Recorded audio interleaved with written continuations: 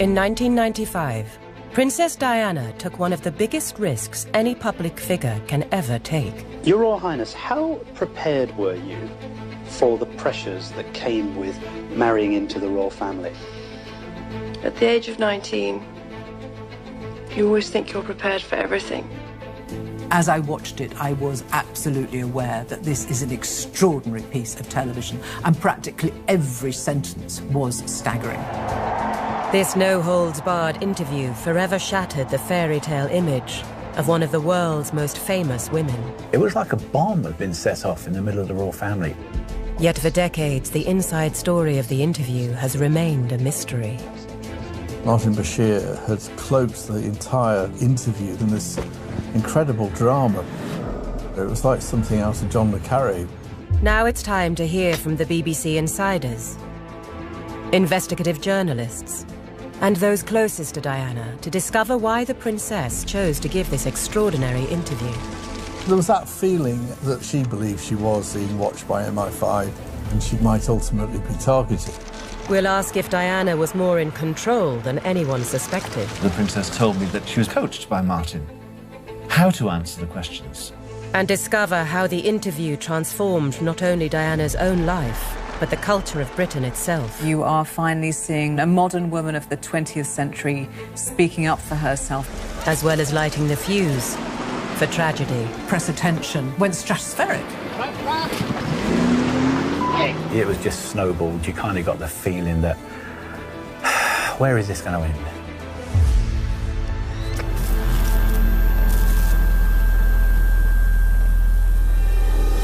The princess had begun the day with a visit to a West London gym. She seemed in jaunty mood, unperturbed by the storm over her interview, a storm which has created even more interest in her than usual. I think she's a foolish girl to do it now, because she doesn't need to. She came across as a sad young woman in many ways, confused, very confused. I'd like to be a queen of people's hearts, in people's hearts, but I don't see myself being queen of this country. I saw the princess a year later, actually, after Panorama, and she said to me, I should never have said Queen of Hearts. I didn't mean that. That came out as trite. I don't think she's clearly thought through precisely what the consequences of many of the things that she said would be. I don't think that's true. I think she was absolutely aware of what she was doing. She came into the royal family as this weak, little, gorgeous, blushing teenage bride. But she grew and she came out the other end pretty strong. And I think Panorama was a manifestation of that. This was a very calculated decision by Diana to put her side of the story out. Clever Diana. Do you think? The explosion of Panorama was the result of frustrations that had been building in Diana for more than a decade. To understand how the fuse for the interview was lit, we have to return to one of her very first appearances on camera. At 3 o'clock, Prince Charles and Lady Diana appeared for the first time in public. And this was the first chance to see the ring of sapphires and diamonds. At the time, Diana's engagement interview was seen as the beginning of her star casting as a fairy tale princess. I don't know what you thought of me. Pretty amazing.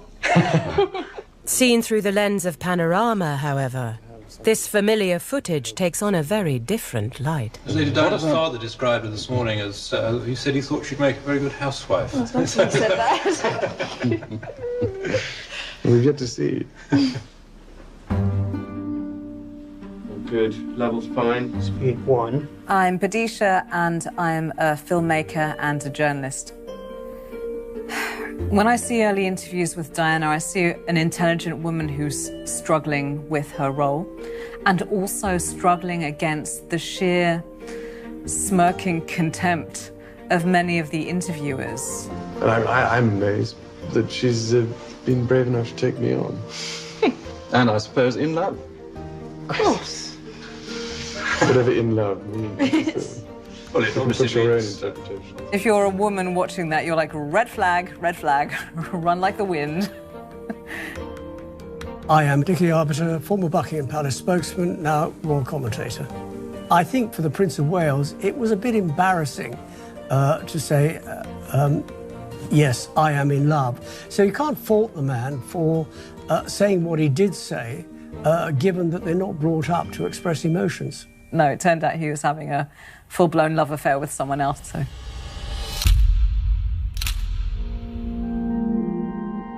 By the mid-1980s, Charles's affair with Camilla Parker Bowles was an open secret. Throughout the decade, however, television documentaries such as those hosted by Alistair Burnett kept alive the fantasy of a fairy tale couple. Yes, 4 hands, 2 princes, and a piano. It's a photo session at Kensington Palace with the Prince and Princess of Wales and family. My name is Richard Kay, and for many years I was the royal correspondent of the Mail. During the crucial period of the Diana years, I wrote about her a great deal, and in time we became friends. It sort of showed quite what royal documentary at that time was like. It was on all 4 knees and very deferential. It was kind of reminiscent of something you might have got from the 1950s. What do you feel your role is? What is your contribution? I feel my role is supporting my husband, and whenever I can, always being behind him, encouraging, and also, most important thing, being a mother and a wife. For Diana, the enduring national fantasy of a dutiful wife was fast becoming a trap. And in June 1992, she made her first attempt to break free. There are now just 24 hours to go before the book, which claims to expose serious rifts in her marriage, goes on sale. By working with writer Andrew Morton via an intermediary, Diana kept secret her own involvement in this exposé of her marital misery. Yet with suspicions of her complicity on the book running high, the palace remained furious. The Queen's belief is that you shouldn't show public emotion because you are the monarchy. You should be above that. Far from freeing Diana, the Morton book merely tightened her chains. She expected the Andrew Morton book to rescue her. It didn't, because the royal family put down the shutters.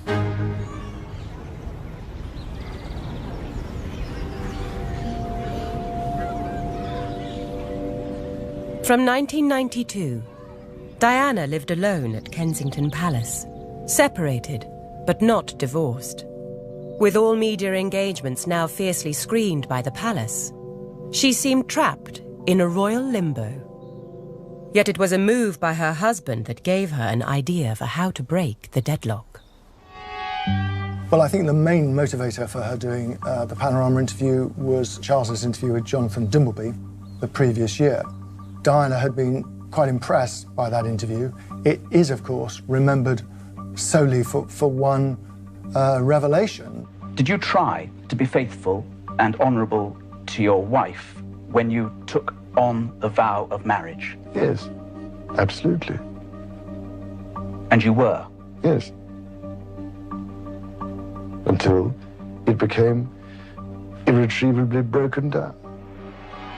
There was something about how she felt Charles had come out of the Dimbleby interview, that there was a sort of a frankness about that interview that she actually quite admired, and she began wondering and talking about whether she should do something herself.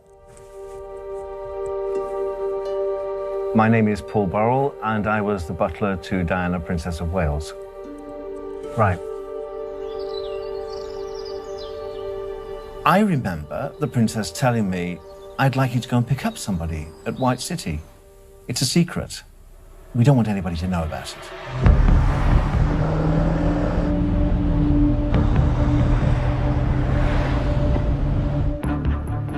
I do remember going in my car to pick up Martin Bashir, and he'd lie on the back seat of the car, and I covered him with a blanket.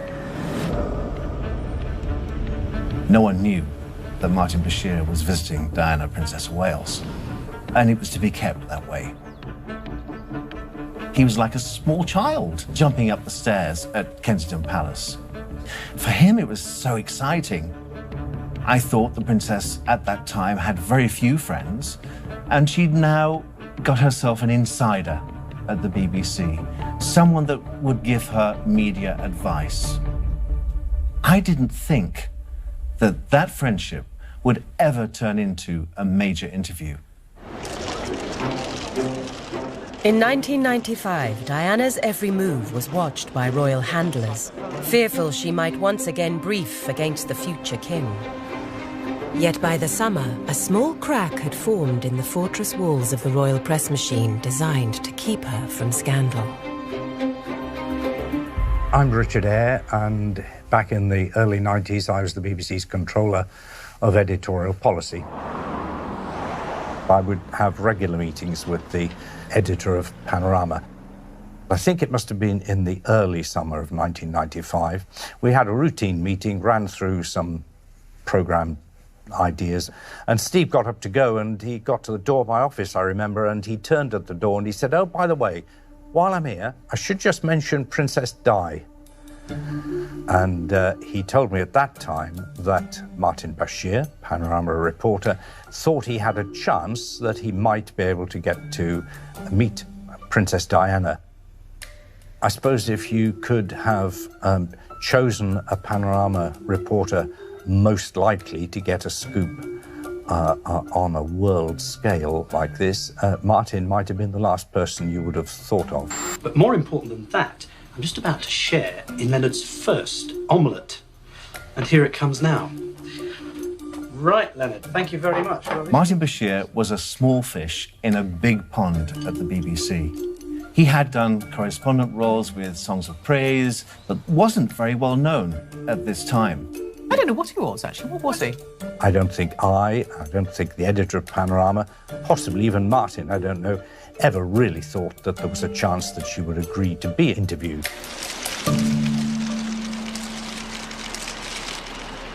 Part of that is because she was always being approached by journalists, particularly by well-known television journalists, to give an interview. I used to get countless requests for interviews.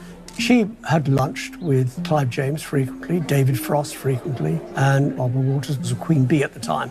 She also put in a bid. I would have loved an interview with Diana, obviously, and I suppose in the hopes that that might come about, I wrote to her one time. I said, "Ma'am, if you ever feel that you can put any of this on camera, I'm your woman. I'm here." Diana may already have decided in private she wanted to do some kind of television documentary. But how did Martin Bashir beat his far more famous rivals to the prize of the world's most sought-after interview? I'm Chris Blackhurst. I was a journalist and investigative reporter on The Independent. Very soon after the interview appeared, the story about the story really took off. There was no shortage of people who were suspicious of what Martin Bashir had achieved, not least his own colleagues. We were in touch with fellow journalists at the BBC, and this information reached me, that things might not be quite what they seem. According to Blackhurst's investigation, Bashir had initially met Diana's brother, Earl Spencer, to discuss ideas for a potential documentary. Its theme? State surveillance of the royal family. Earl Spencer was suspicious of the security services, and the feeling was that people were out to get him or watch his family. And as Martin Bashir got to know Charles Spencer, was able to fuel this suspicion, and he realised as he got further in that he was getting closer and closer to a fantastic prize, which was a sit-down interview with Princess Diana. As discussions developed, Bashir appears to have made a bold claim. Martin Bashir was telling people that he had a source within MI5 who was telling him that the princess was being watched and being followed, etc., etc. I do remember pulling up the floorboards, looking for devices. I unscrewed telephones. The princess always felt that her phones were being tapped. She always felt that she was being listened to. You'll never know how much. You'll never know how much. The Sun newspapers say this tape is genuine. It records... Just 3 years earlier, The Sun had disclosed the existence of a recording. A supposed phone conversation between Diana and her close friend, James Gilby. The tape recording was almost certainly made by one of our security services and deliberately leaked. The Home Secretary repeatedly rebutted allegations MI5 were involved. No one has produced the slightest serious shred of evidence to support the repeated claim MI5 or any part of the security services are in favour of it. Did Martin play on those fears and prejudices she had? Quite possibly. Frankly, it wasn't something that would have been very difficult. Things got murkier when, after the interview, it came to light that Bashir had produced a number of fake documents. The question was why. He went to a graphic artist and they concocted a bank statement. The NatWest Bank, an account in Brighton, apparently belonging to Alan Waller, Charles Spencer's former head of security. The statement showed a payment from a mysterious offshore company. Suspicions were raised that Bashir may have produced these fake documents in order to fuel the princess and her brother's fears, in turn leading to Diana agreeing to the interview. It was felt that Bashir was saying to Charles Spencer, the security services, they are paying Alan Waller for information about you and your sister. After the interview, the BBC launched an investigation. In the end, they didn't deny the statements were fabricated. It wasn't denied at all. They said they were satisfied that they hadn't actually secured the interview, hadn't been shown to Diana and hadn't secured the interview with her. With denials from Bashir and Diana herself apparently confirming she hadn't seen the fake documents, Bashir was exonerated. As for the BBC's explanation as to why the documents had been created, not everyone was convinced. I'm afraid a lot of us blew very loud raspberries at that point. Why would you go to those lengths? Why would you go to the trouble of fabricating a bank statement, which is quite a heavy, serious thing to do? Many, however, believe it was another element of Bashir's approach that was the most important factor in securing the interview. The Diana I knew wanted to do that programme. She was going to do it, whether she'd been shown a forged document or not. Secrecy was the key. Martin is not prepared to go down the general accepted path in order to secure a royal interview.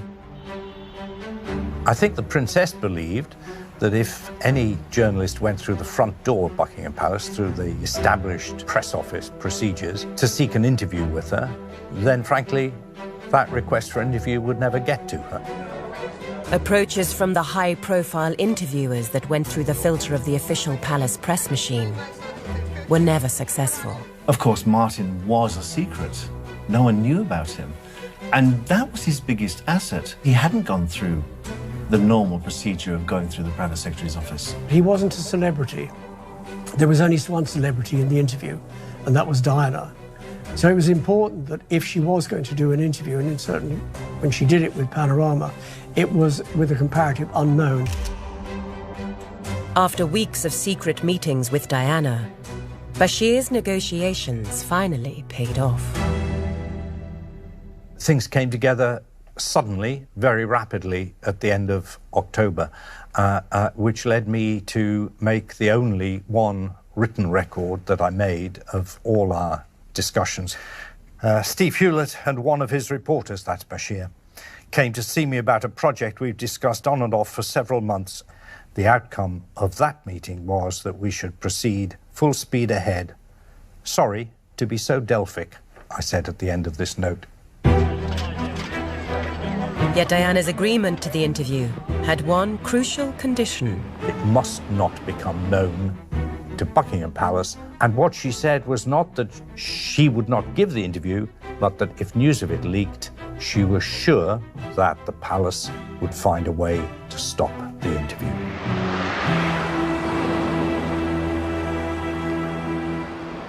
We operated on, it was really corny to say, a need-to-know basis. In the first few weeks, it was literally Martin Bashir and his editor, Steve Hewlett, and Tony Hall, the director of news, then me. By early November, it was about 7 or 8 people, plus, of course, John Birt. John Birt was the BBC's Director General, and lots of people didn't like the way he modernised the BBC, and he was difficult to work for. Nonetheless, he was a really tough journalist. Birt quickly gave his backing to the interview. Yet sitting above Birt in the BBC hierarchy was someone unlikely to be quite so approving. The chairman of the BBC governors was Marmaduke Hussey, known as Dukey Hussey, a pillar of the establishment. Appointed by Margaret Thatcher, Hussey, for many, embodied a backward-looking, more deferential vision of the BBC. This had created tensions with his arch-moderniser Director-General, John Birt. Yep, speed when you're ready. My name is Richard Eyre, and I was for 9 years a governor of the BBC. And it was on a Christmas party just after I joined the BBC. The figure of Marmaduke Hussey, a sort of mammoth man who had lost his leg in Anzio in 1944. He came up to me and said, sit down over here. And we sat down, him with some difficulty. And he said to me, tell me, you know John Birt, don't you? And I said, yes, I do know him. He said, strange fellow, he won't speak to me at all. Not doesn't speak to him, won't speak to him. And he said, would you see if you could manage to get John to speak to me? So I called John the next day, and John said, he's right, I won't speak to him. There's no point, there's just no point. So that was what I discovered I'd walked into.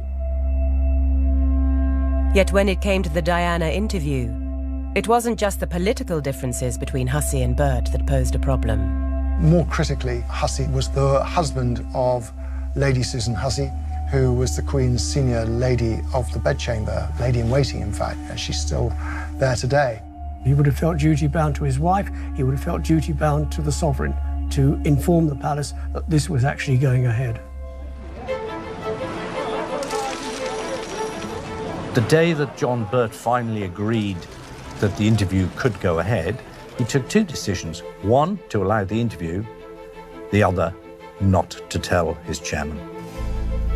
It soured relations between Birt and Hussey, which were not good anyway. It soured them irrevocably. This was a moment of real importance for the BBC, a seminal point in the development of its history, a statement of its independence. Here was the most demonstrable way in which the BBC could say, we broadcast programs that the public should have a right to see and hear.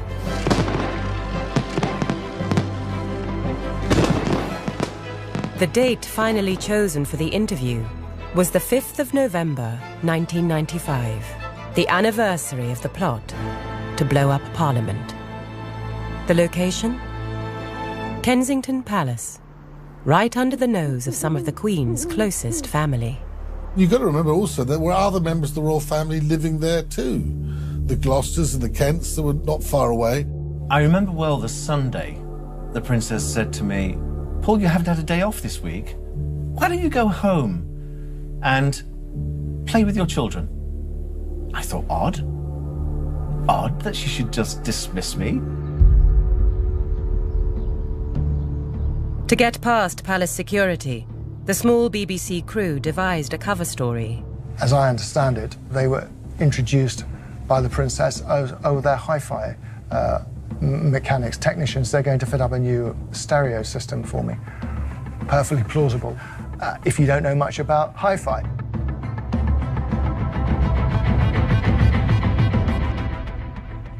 To guarantee secrecy, the crew that entered Kensington Palace consisted of just 3 people.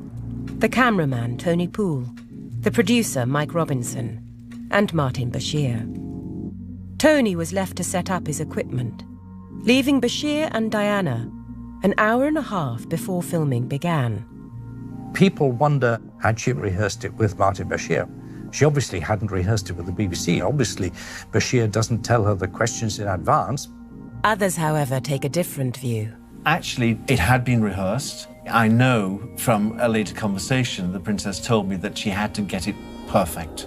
Internal documents released by the BBC state that the princess had been notified in advance of the broad areas of questioning, but not the questions. They knew exactly what the questions would be and how the princess would answer them. And Princess Diana was coached by Martin how to answer the questions. He helped her through the minefield of an interview.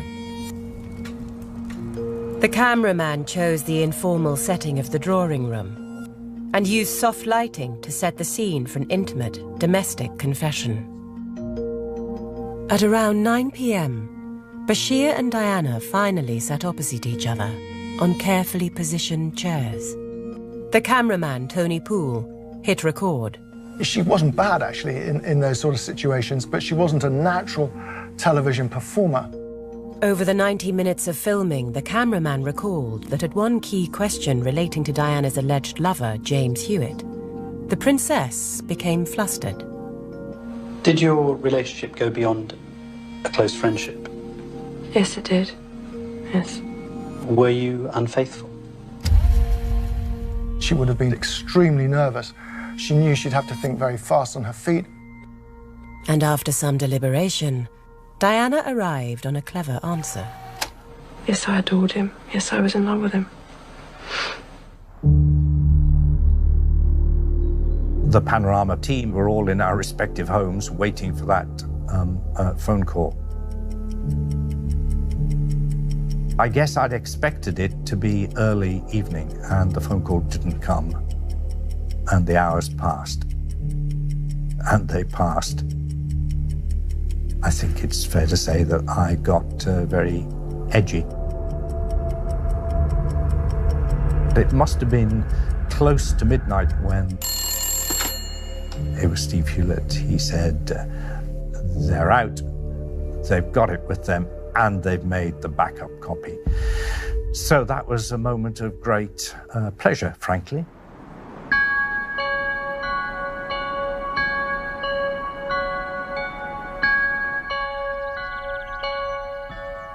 The next morning, I arrived at Kensington Palace. I walked through the drawing room and thought, that's odd. That chair doesn't belong there. And the settee's been moved, because I could see with the casters making marks in the carpet. I said to the princess, why had all the furniture been moved in the drawing room? I had Jenny for an exercise class. We pushed all the furniture back and we did exercising. Really? Yes. You doubt me? I said, no reason to. With filming now in the can, plans were made to carry out the edit in a disused BBC building in central London. Yet Panorama editor Steve Hewlett soon raised concerns. He said, I think we've got to move, got to find somewhere else. And I said, why? He said, it doesn't feel good to me. I think we're being watched. I think the building's being watched. So I said, where do you want to go? And he said, leave it to me. I'll find somewhere.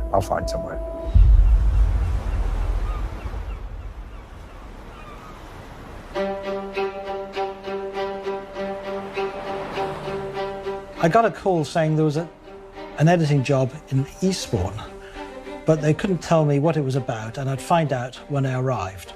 And in fact, I was told not even to tell my wife where I was going. I went to the Grand Hotel where I set up the editing suite. The next day, Mike, the producer, and Martin arrived and handed me a pile of tapes and said, we have this for you to edit. So I put in a tape and there was Princess Diana staring out at me. Your Royal Highness, how prepared were you for the pressures that came with marrying into the royal family? At the age of 19, you always think you're prepared for everything. To have her in front of me in an interview was just amazing. I'm a great believer that you should always confuse the enemy. I mean, there was absolutely no way I could possibly have imagined that she would say those things, to be so honest in a way about Prince Charles, about the marriage. According to press reports, things became so difficult that you actually tried to injure yourself. Is that true? When no one listens to you, or you feel no one's listening to you, all sorts of things start to happen. And it was just a catalogue of things she felt, and it obviously had been bottled up inside her for a long time, which she wanted to share with us all, or perhaps dig the knife in. It depends which way you look at it, really. So I didn't think it would help her, ultimately. But we knew it was going to be dynamite.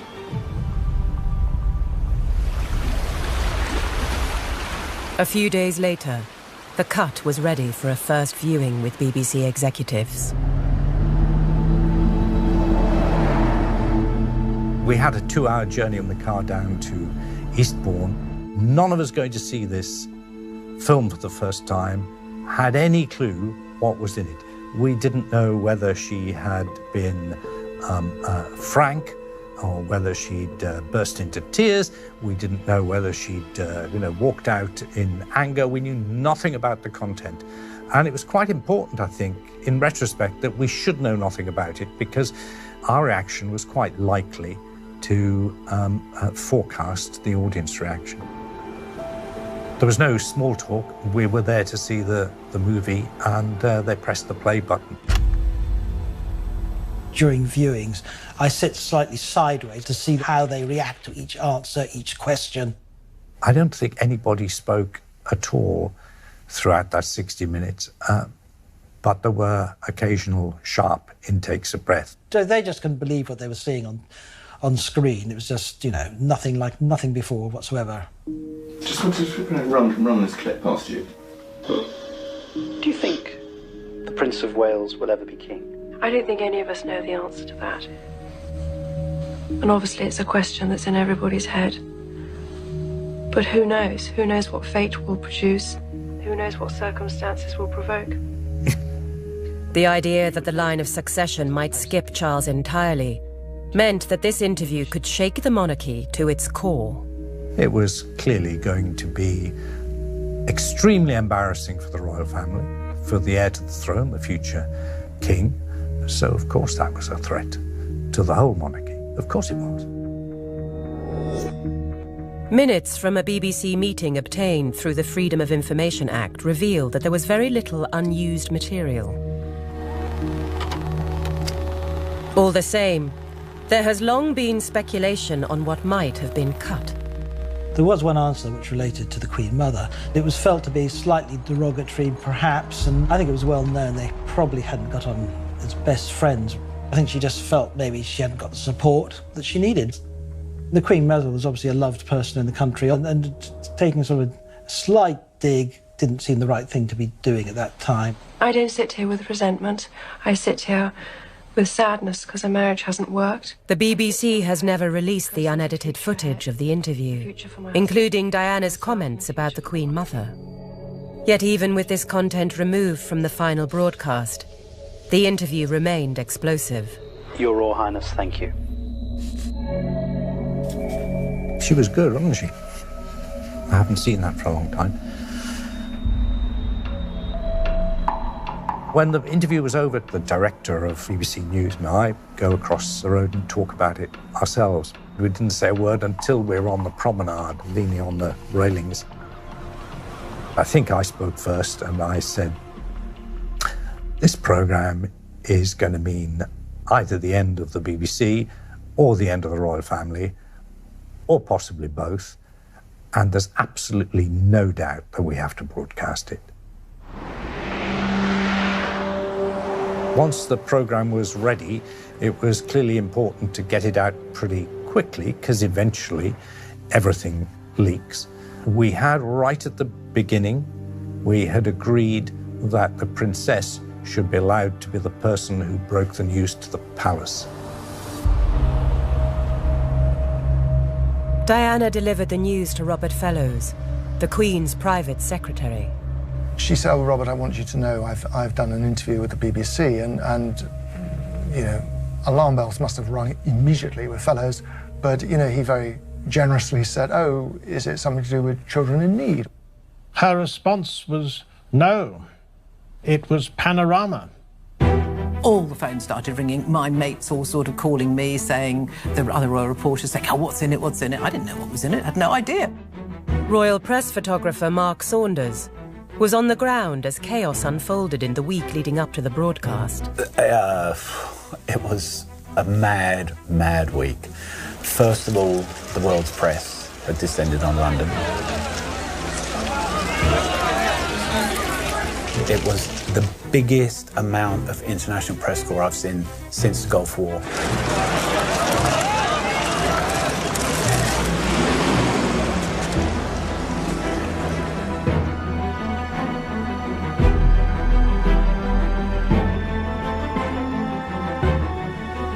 With the wait almost over, households up and down the country braced themselves for scandal.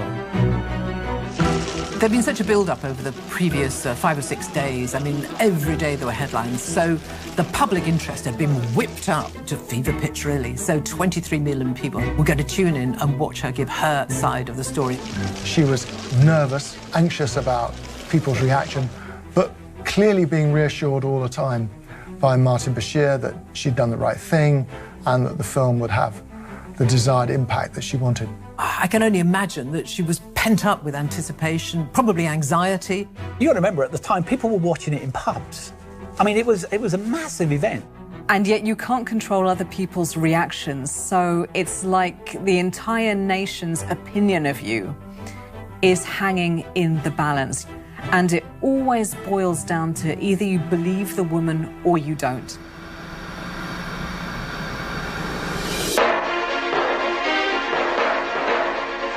Tonight on Panorama, the Princess of Wales. At Buckingham Palace, the press office team watched in horror.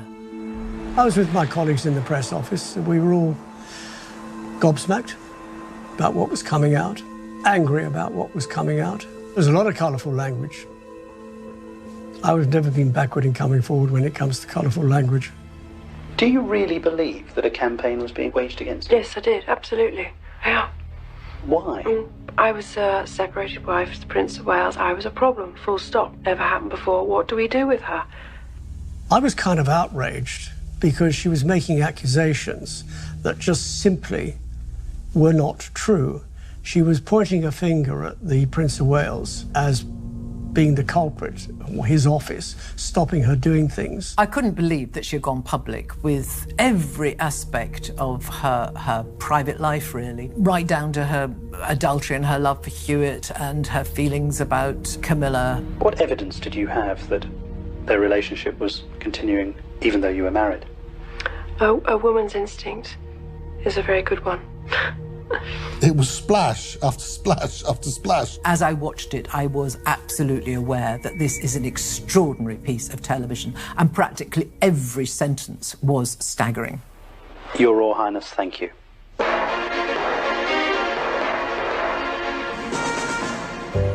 At the BBC, the news team gathered to celebrate their triumph. After the programme was finished, we opened at least one bottle of cheap white wine, and so my recollection of the detail is hazy, to put it mildly.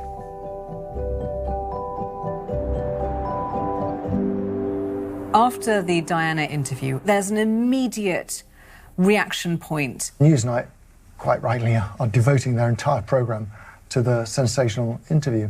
Nicholas Sims, you're a good friend of Prince Charles. Presumably he was sitting watching it tonight. What do you think he'll have made of it?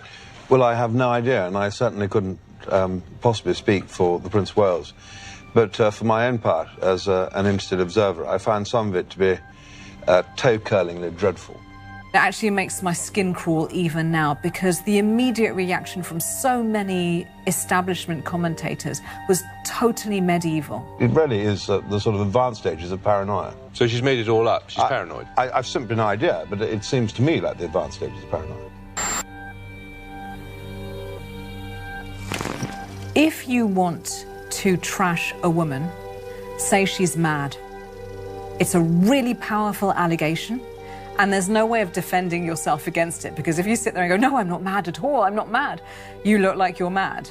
I have no doubt that lots of people listened to Nicholas Soames' comment and thought, yeah, I bet she is really mad and paranoid, and so that's just my excuse to hate her even more in a really classic way that's unchanged since antiquity. Most of the coverage centred on Diana's revelations, especially her admission of adultery, and then moved to the British public's reaction. Diana was annoyed that she'd mentioned James Hewitt because I don't think she'd foreseen that that was going to be the stronger story for the tabloids. She had wanted a much more rounded response to the interview. The press was almost uniformly hostile to her. I got the feeling when talking to her that she was wondering whether she had miscalculated. I remember the princess saying to me, "What do you think the Queen will say?" She would see the fallout from this. I had lunch with the Queen not long after, and she said to me, unprompted, "How are things at the BBC?" And I said, "Oh, well, fine." She said, "Frightful thing to do, frightful thing that my daughter-in-law did." The marriage problems of Charles and Diana have cast a shadow over the royal family. Now the Queen has decided to bring the whole issue to a head by advising them to divorce. In the interview, Diana had been clear that she herself had no such desire. Would it be your wish to divorce? No, it's not my wish. Why? Wouldn't that resolve matters? Why would it resolve matters? Her greatest fear was that her boys would be taken away from her. She said, they're going to do that, you know. They're going to try and take my boys away from me. There was a letter from the Queen to both Charles and Diana saying, enough is enough. Get onto your lawyers and start divorce proceedings. That was the price she paid for the Panorama interview.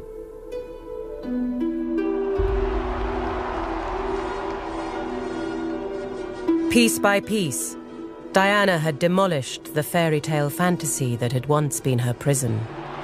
Many in both the establishment and the media had punished her for revealing a more complex reality. What above all we have a right to expect of royalty is a degree of reticence, a degree of dignity.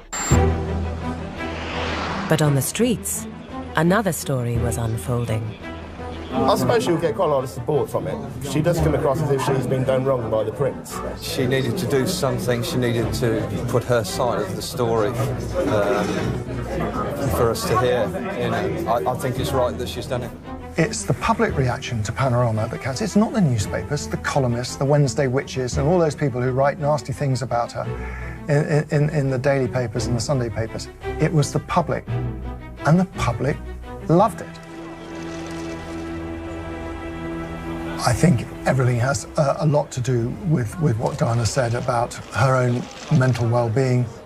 I was unwell with postnatal depression, which no one ever discusses postnatal depression. You have to read about it afterwards. She did wear her heart on her sleeve. You couldn't really imagine anyone else in the royal family using the kind of language Diana used in Panorama. You'd wake up in the morning feeling you didn't want to get out of bed, you felt misunderstood.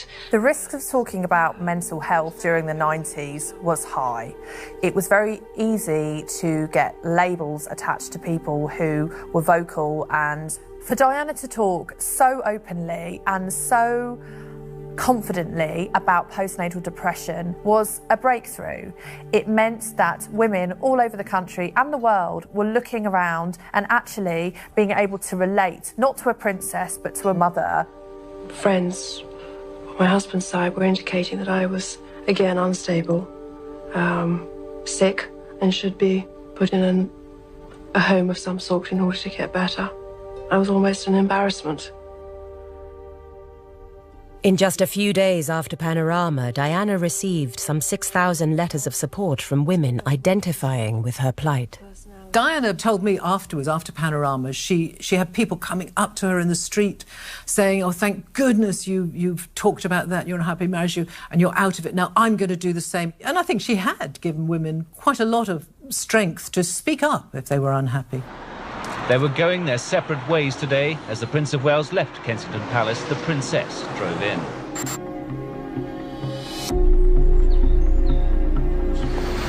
So the marriage is now absolutely finished. That is the end of it. That is the end. The marriage is now finished in 5 months, yes. Panorama had left Diana with a divorce she claimed she never wanted. It was a moment when it may have felt as if everything she'd sought to achieve with the interview had failed. Yet she would soon find that in the long run, it would transform her reputation. The Panorama interview was a platform and a springboard into another dimension. And that's what Panorama did for her. She was no longer shopping on Sloane Street and lunching in Belgravia. All of a sudden, she was rubbing shoulders with the likes of Bill Clinton. And she finally got the credibility that I think she craved.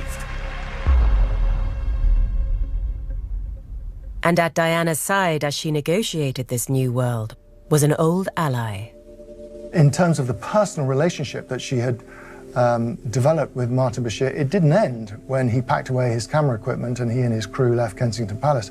He became a constant visitor and support to her for many months. He began helping her with her public addresses, with her speeches. In the wake of Panorama, many of Diana's critics claimed she'd been used by Bashir in a way she'd come to regret. Yet her continuing alliance with the journalist suggests a very different possibility. I'm Judy James. I'm an author and a body language expert.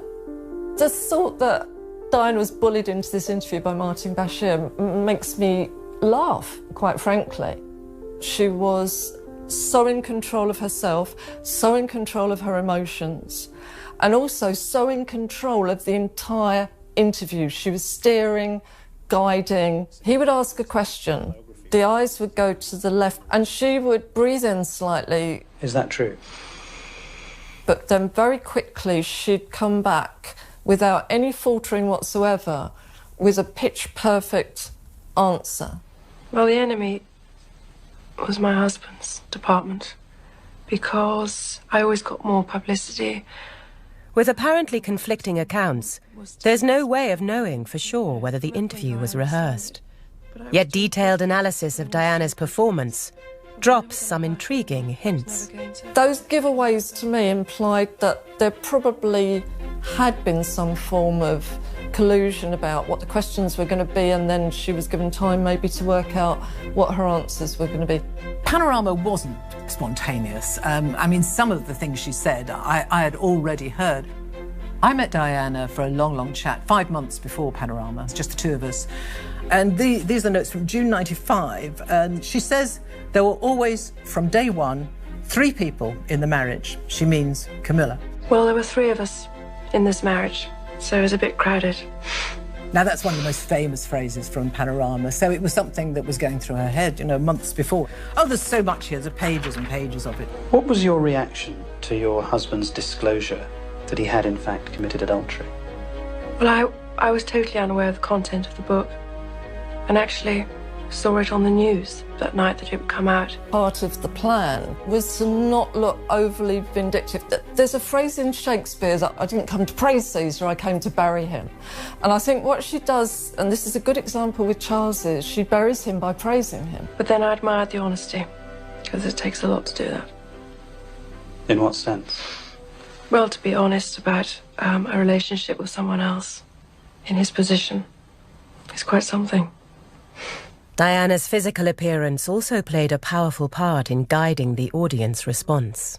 She'd use what looked like a white pencil under the rim of the eyes to make them look even sadder. The look is somebody who appears to have put on makeup in a way that is concealing her distress. It's like somebody who has been very, very tearful and then run out of a room, come back 10 minutes later, having restored their makeup. I think that's a conscious decision. And I think that she presented herself as a victim. That's not being cunning, it's not being calculating, it's survival. The artfulness of the appearance of spontaneity, that's acting, that is very considerable. But at the same time, doesn't mean that what she was acting wasn't true. Diana's performance may have borne all the hallmarks of something skillfully rehearsed, but it wasn't simply a bid to get even. It was also part of a job pitch. What role do you see for yourself in the future? I'd like to be an ambassador for this country. I'd like to represent this country abroad. In 1997, Diana put her ambitions into action with trips to Angola and Bosnia to promote a ban on landmines. But many in the establishment were sceptical. Can I get you to introduce your name? Charles Crawford. I was ambassador to Bosnia. And in 1997, I hosted Diana there when she came out on her visit. It was politically sensitive. Yes, it's clear that this category of weapon had been used in an indiscriminate and improper way, for sure, in these wars. But doing something about that and having a treaty which is watertight so you can make sure that other people aren't cheating is a job for grown-up diplomacy. Fortunately for Diana, Britain's new Prime Minister, Tony Blair, appeared keen to support her ambitions. He later admitted that he had explicitly discussed with Diana a special role as an overseas ambassador. It would have been the culmination of everything Diana had sought to achieve with Panorama. Yet the interview had also set in motion another set of forces that would soon have far darker consequences. Well, of course, Panorama made her even more sensational. She had given this interview that everybody was talking about. Of course, press attention, public attention, went stratospheric.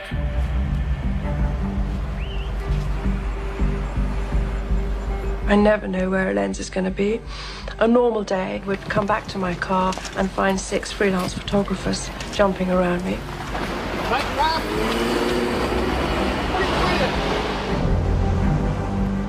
By the summer of 1997, the pressure on Diana in the wake of Panorama reached a peak.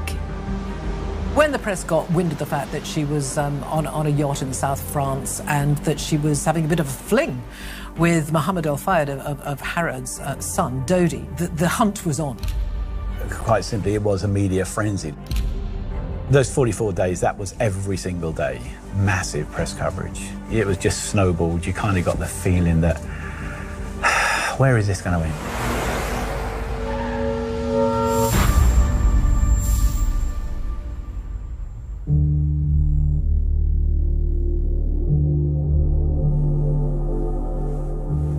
I found the experience of this interview to be very emotional. I didn't expect it. People don't understand how difficult it is to do an interview, how to project yourself and your emotion through that little square box. It's kind of, I suppose, in a religious sense, it's like confession. You're aware that everything you're saying is being recorded and it's there for posterity.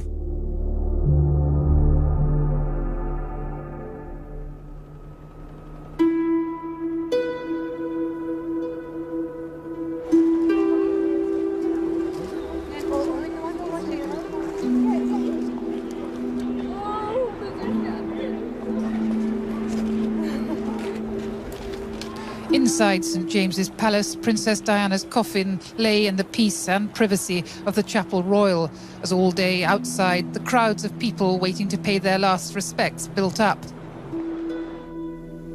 Did the Panorama interview play a big part in the public response to her death? Unquestionably, it did. I think that she was a celebrity victim, and I think she came through it, and that was a good example to a lot of people. People who'd never met her, but people who had remembered her words in the Panorama programme, wanted to be there to show their respect for her. She only gave this one interview. She never gave another interview of substance. Audiences probably came to believe that they knew Diana in a way that they didn't know other members of the royal family and hadn't known her before Panorama. After her death, a single phrase from Panorama came to define the princess. She was the queen of people's hearts, and what had happened to her wasn't time. She regretted using the phrase Queen of Hearts. She says that was a dreadful mistake. But that's the phrase, obviously, people remember from Panorama more than anything else.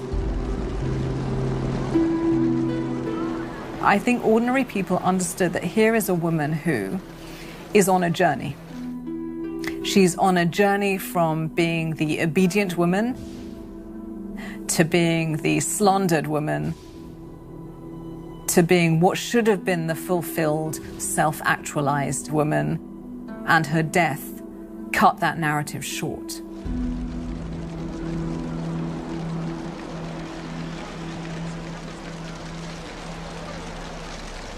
But in fact, she had triggered something, and her death changed everything. Of course it did. And good evening, you all. Very welcome to the show, Gary Pelo, everybody! Princess Diana's interview was a real watershed in lots of ways. With the generation that follows, no one laughs at talking about mental ill health. I put on a lot of weight in that period, a lot of depression. At first, you look back on those times and you go, but it was all right, really. But then when you look again, you go, actually, there's some quite serious issues in it. It's not weak to talk about your emotions. It's actually strong, seen as something that celebrities should be doing. And in fact, we're actually suspicious of people who don't behave like Princess Diana anymore. I just want to hug you. Oh, thank you. Here we go. Mental health has always been a bit of a stigma, hasn't it? Now, everybody talks about it. Why? Really because William and Harry have. We have seen time and time again that unresolved mental health problems lie at the heart of some of our greatest social challenges. And why have William and Harry done that? Because she did it first. She did it first with all that she's saying, really, in Panorama. I do things differently because I don't go by a rule book, because I lead from the heart, not the head. We like to be as emotionally connected and verbal, but now it is incredibly open. And if you want to be mean about it, you can say, oh, well, you know, it's all touchy-feely and we're all fragile millennial snowflakes and we can't talk about anything without talking about how we suffer. The world is getting too offended by everything, too sensitive, too snowflakey. Let's just get a grip. Feelings are very important, but thinking and being sort of disciplined and tough and wise and measured and smart are also part of it as well. It's easy to look at this more accepting world that we have now and think it was always that way. I've had suicidal thoughts in the past. You know, I've been there. You need to talk, and talking's really good, and it helps you overcome so many things. But there's also the possibility that people may start coming forward claiming victimhood when actually, by any normal standard of historical experience, they have literally nothing to complain about.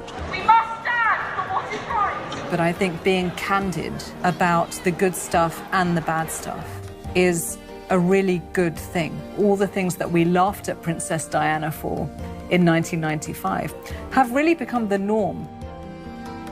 It will say something good for people who are now going to grow up in a much more emotionally articulate world.